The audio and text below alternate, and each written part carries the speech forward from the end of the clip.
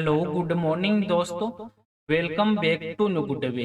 आज दोस्तों 16 जून 2023 और 16 जून 2023 से संबंधित जो भी डेली करंट अफेयर्स के जो इम्पोर्टेंट क्वेश्चन बनते हैं इनके बारे में हम डिटेल से डिस्कस करेंगे।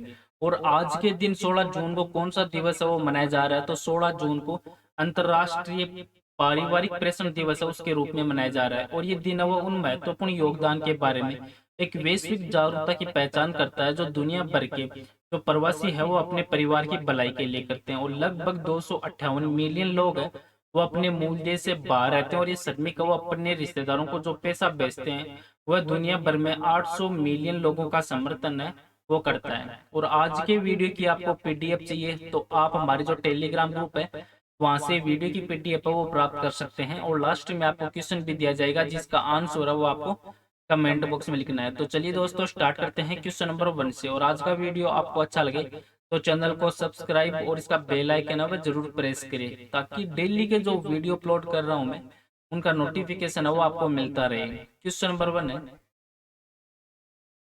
कि विश्व पवन दिवस है ये हर साल किस दिन मनाया जाता है, तो इस क्वेश्चन का राइट आंसर है ऑप्शन नंबर बी। ये 15 जून को मनाया जाता है। जो स्वच्छ ऊर्जा को बढ़ावा देने के लिए हर साल विश्व स्तर पर 15 जून को विश्व पवन दिवस के रूप में मनाया जाता है। और ये पवन ऊर्जा और इसकी जो शक्ति है वो हमारी ऊर्जा प्रणालियों को फिर से आकार देने और हमारी जो इकोनॉमी है उसको कार्बन मुक्त करने और नौकरी और विकास को बढ़ाने की संभावना उनकी खोज करने का एक दिवस के रूप में भी मनाया जाता है। अब जून मंथ है तो जून मंथ में निम्न इंपॉर्टेंट दिवस और मनाए जाते हैं जिन पर एक नजर डाल लेते हैं कि 1 जून को विश्व दुग्ध दिवस और माता पिता का एक वैश्विक दिवस के रूप में मनाया गया। 3 जून को विश्व साइकिल दिवस, 5 जून को विश्व पर्यावरण दिवस, 6 जून को विश्व कीट दिवस और 7 जून को विश्व खाद्य सुरक्षा दिवस, 8 जून को वर्ल्ड ब्रेन ट्यूमर डे के रूप में मनाया गया, 12 जून को बाल श्रम विरोधी दिवस, 14 जून को विश्व रक्तदाता दिवस और 15 जून को विश्व पवन दिवस के रूप में मनाया गया।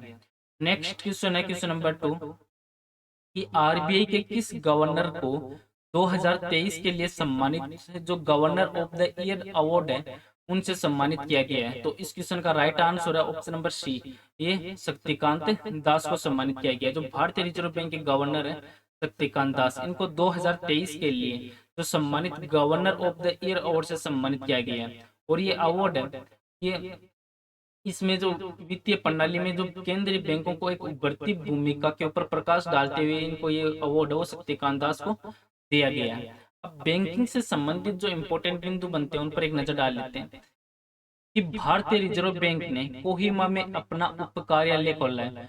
गो डिजिट लाइफ इंश्योरेंस को भारत में जीवन बीमा कारोबार के लिए इरडा से मंजूरी भी मिली है। और बीओबी ने national stock exchange of India में अपने स्वामित्व का एक हिस्सा बेचने में अपने इरादे की घोषणा वो की है। और आरबीआई है तो आरबीआई ने इंडियन ओवरसीज बैंक पर 2.2 करोड़ रुपए का जुर्माना वो लगाया है। और आरबीआई ने अनक्लेम्ड डिपॉजिट के निपटान के लिए जो शुरू किया गया सो डेज सो पे अभियान वो शुरू किया। और सेबी ने जो एचडीएफसी बैंक को एचडीएफसी एएमसी है इसके नए मालिक के रूप में मंजूरी दी। और बैंक ऑफ बड़ौदा इन्होंने अपने डिजिटल प्लेटफॉर्म पर जो इलेक्ट्रॉनिक बैंक गारंटी है उसको लॉन्च किया। अब भारतीय रिजर्व बैंक है आरबीआई, तो आरबीआई भारत का केंद्रीय बैंक है और ये भारत के सभी बैंकों का संचालक। और रिजर्व बैंक है वो भारत की इकोनॉमी है उसको भी कंट्रोल करता है। आरबीआई का जो हेडक्वार्टर है ये है मुंबई महाराष्ट्र में इसका हेडक्वार्टर। और आरबीआई की जो स्थापना है तो आरबीआई की स्थापना 1 अप्रैल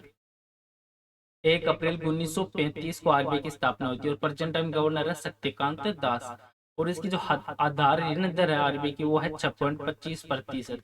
और आधार जमा दर है वो ये 4% है जो बाजार पे डिपेंड करती है और ये ऊपर नीचे होती रहती है। नेक्स्ट क्वेश्चन है क्वेश्चन नंबर 3 कि स्पेस एक्स में सबसे कम उम्र का सॉफ्टवेयर डेवलपर है वो कौन बन गया है, तो इस क्वेश्चन का राइट आंसर है दोस्तों ऑप्शन नंबर बी। ये केरन काजियो सबसे कम उम्र के सॉफ्टवेयर डेवलपर है वो बन गए हैं। जो 14 वर्षीय बांग्लादेशी अमेरिकी छात्र हैं केरन काजी, ये स्पेस एक्स में नौकरी पाने वाला सबसे कम उम्र का एक सॉफ्टवेयर जो डेवलपर है वो बन गया। और काजी के पास जो सांता क्लारा यूनिवर्सिटी है उनसे डिग्री पास इनकी। और काजी के जो स्पेस एक्स में शामिल होने की खबर है वो यूनिवर्सिटी के जो लिंक्डइन है उसके जरिए दी गई है। और काजी के पास जो कंप्यूटर साइंस एंड इंजीनियरिंग में बीएससी डिग्री भी है। नेक्स्ट क्वेश्चन है क्वेश्चन नंबर 4 कि किस राज्य में विमानन ईंधन संयंत्र स्थापित करने हेतु जो इंडियन ऑयल कॉर्प ने लाजा जेट के साथ साझेदारियां की है। तो इस क्वेश्चन का राइट आंसर है दोस्तों ऑप्शन नंबर डी, ये हरियाणा राज्य में।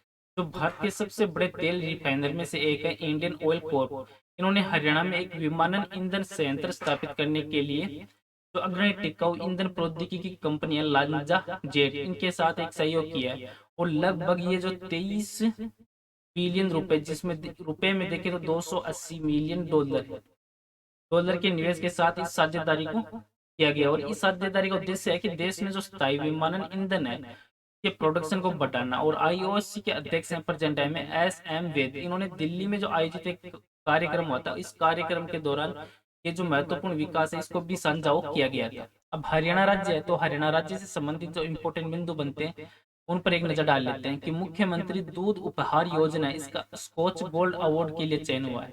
और मुख्यमंत्री तीर्थ दर्शन योजना इसका शुभारंभ हाल ही में हुआ। और हरियाणा के जो एयरपोर्ट डेवलपमेंट कॉरपोरेशन है इसकी वेबसाइट भी लॉन्च की गई है। और हरियाणा नगर निगम अधिनियम 1994 और हरियाणा नगर निगम अधिनियम 1973 में संशोधन के अध्यादेश को भी हाल ही में स्वीकृति मिली है। और आयुष मंत्री ने हाल ही में योग मानस एप्लीकेशन है इसको भी लॉन्च किया है। और भाला फेंक में जो नीरज चोपड़ा ये विश्व के नंबर 1 खिलाड़ी बन चुके हैं। और हरियाणा के जो स्टेट कैंपा के तहत जो 239.78 करोड़ रुपए के जो वार्षिक कार्य योजना को हाल ही में स्वीकृति दी गई है। और हरियाणा राज्य सरकार है, तो इन्होंने राज्य के जो पद्म पुरस्कार विजेताओं के लिए एक मासिक पेंशन की घोषणा वो भी की है। अब हरियाणा राज्य, तो हरियाणा राज्य उत्तर भारत में स्थित एक राज्य है जिसको आप मैप में देख सकते हैं। और हरियाणा की सीमाएं वो पंजाब, हिमाचल प्रदेश, राजस्थान से लगती है। और इसके साथ में यमुना नदी है वो हरियाणा और उत्तर प्रदेश की सीमा को भी परिभाषित करती है। और हरियाणा के प्रेजेंट मुख्यमंत्री है मनोहर लाल खट्टर और राज्यपाल बंडारू दत्तात्रेय। और हरियाणा में टोटल जिले हैं 22। और हरियाणा को जो राज्य का दर्जा मिला था ये मिला था 1 नवंबर 1966 को। और हरियाणा की राजधानी है चंडीगढ़। और हरियाणा है तो यहाँ पर जो 3 पानीपत की लड़ाइयाँ वो भी लड़ी गई थी। और जो सिंधु घाटी सभ्यता है वो हरियाणा का मुख्य निवास स्थान है वो माना जाता है। नेक्स्ट क्वेश्चन है क्वेश्चन नंबर 5 कि किस राज्य में भारतीय रिजर्व बैंक का उप कार्यालय वो खोला गया है। तो इस क्वेश्चन का राइट आंसर है दोस्तों ऑप्शन नंबर ए, ये नागालैंड में खोला गया है।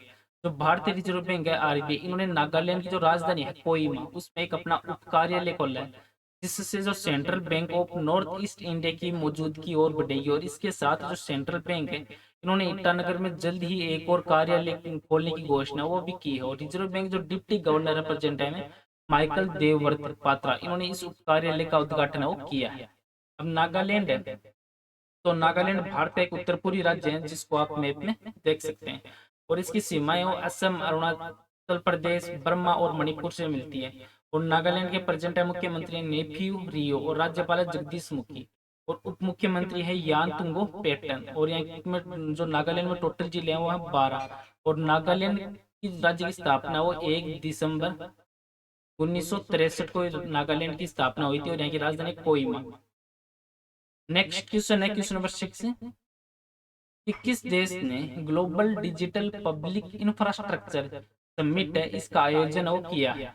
इस क्वेश्चन का राइट आंसर है ऑप्शन नंबर ए, ये भारत देश के द्वारा किया गया। जो ग्लोबल डीपीआई समिट है, ये ग्लोबल डीपीआई जो समिट है इसका उद्घाटन हाल ही में तो इलेक्ट्रॉनिक्स और आईटी में जो केंद्रीय राज्य मंत्री हैं उनके द्वारा किया गया। और G20 digital economy working group की ये तीसरी बैठक है जो साइड इवेंट के रूप में जो 50 से भी अधिक देश और 150 विदेशी प्रतिभागियों ने एक वैश्विक डीपीआई शिखर सम्मेलन में भाग लिया। और इस शिखर सम्मेलन के दौरान जो भारत है इन्होंने इंडिया टेक डिजिटल समाधान साझा करने पर 4 देशों के साथ अर्मेनिया, सिरिया, लियोन और सूरीनाम और एंटीगुआ और बारबुडा के साथ समझौता ज्ञापन पर भी हस्ताक्षर किए हैं।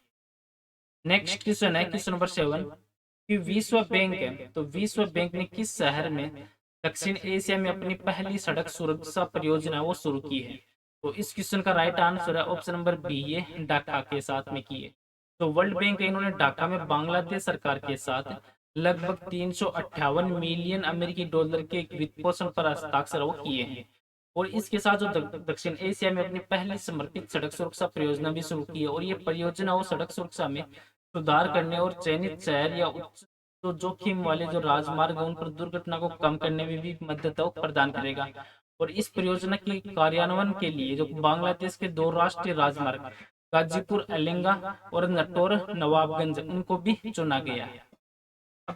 तो वर्ल्ड बैंक है, तो वर्ल्ड बैंक से संबंधित जो इंपॉर्टेंट बिंदु बनते हैं उन पर एक नजर डाल लेते हैं कि भारतीय मूल के अजय बंगा इनको विश्व बैंक का नया अध्यक्ष वो चुना गया है। और विश्व बैंक समूह ने जो बिजनेस रेड्डी है इन नाम की एक नई परियोजना शुरू की है। और वर्ल्ड बैंक ने वर्ल्ड डेवलपमेंट रिपोर्ट 2023 में मिग्रेंट रिफ्यूजी एंड सोसाइटी जारी की और विश्व बैंक ने उड़ीसा को $100 मिलियन का ऋण वो प्रदान करेगा। और भारत और विश्व बैंक ने भारत में 4 राज्यों में 781 किलोमीटर जो हरित राजमार्ग है उनके निर्माण के लिए एक ऋण समझौते पर हस्ताक्षर वो किए हैं। और वर्ल्ड बैंक ने ग्लोबल इकोनॉमिक प्रोस्पेक्ट नाम की रिपोर्ट है वो भी हाल ही में जारी की है। अब विश्व बैंक तो विश्व बैंक एक विशिष्ट संस्था है और इसका मुख्य उद्देश्य है कि जो सदस्य राष्ट्र हैं उनको पुनर्निर्माण और विकास के कार्यों में आर्थिक सहायता वो प्रदान करना। और विश्व बैंक का वो समूह 5 अंतरराष्ट्रीय संगठनों का एक ऐसा समूह है जो सदस्य देशों को वित्त और वित्तीय सहायता है वो दोनों देता है, सलाह है। और इसका जो हेडक्वार्टर वाशिंगटन डीसी में और इसकी स्थापना है वर्ल्ड बैंक की, तो ये जुलाई 1944 में इसकी स्थापना वो की गई थी। और प्रेजेंट टाइम में इसके प्रेसिडेंट है अजय बंगा और सीईओ है अंशुला कांत। नेक्स्ट क्वेश्चन है क्वेश्चन नंबर 8 कि किस रेलवे स्टेशन को ईट राइट स्टेशन सर्टिफिकेट से सम्मानित किया गया है। तो इस क्वेश्चन का राइट आंसर है दोस्तों ये ऑप्शन नंबर बी, ये गुवाहाटी रेलवे स्टेशन को सम्मानित किया गया। जो पूर्वोत्तर सीमांत का रेलवे में जो गुवाहाटी रेलवे स्टेशन है इनको यात्रियों को उच्च गुणवत्ता और पौष्टिक भोजन प्रदान करने के लिए जो भारतीय खाद्य सुरक्षा और मानक प्राधिकरण है जिसकी शॉर्ट फॉर्म है FSSAI, इनके द्वारा जो ईट राइट स्टेशन प्रमाणन से सम्मानित किया गया। और गुवाहाटी रेलवे स्टेशन है वो ये प्रमाणन प्राप्त करने वाला पूर्वोत्तर सीमांत रेलवे का पहला जो रेलवे स्टेशन है वो बन चुका। और ये प्रमाणीकरण है वो FSSAI के द्वारा उन रेलवे स्टेशन को प्रदान किया जाता है जो यात्रियों को सुरक्षित और पौष्टिक भोजन प्रदान करने के मानकों को पूरा करते हैं। नेक्स्ट क्वेश्चन है क्वेश्चन नंबर 9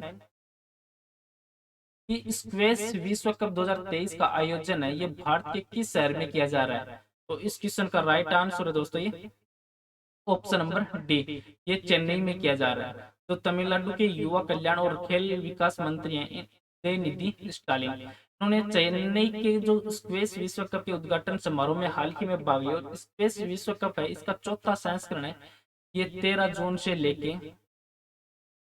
लेके 17 जून के बीच में आयोजन हुआ है।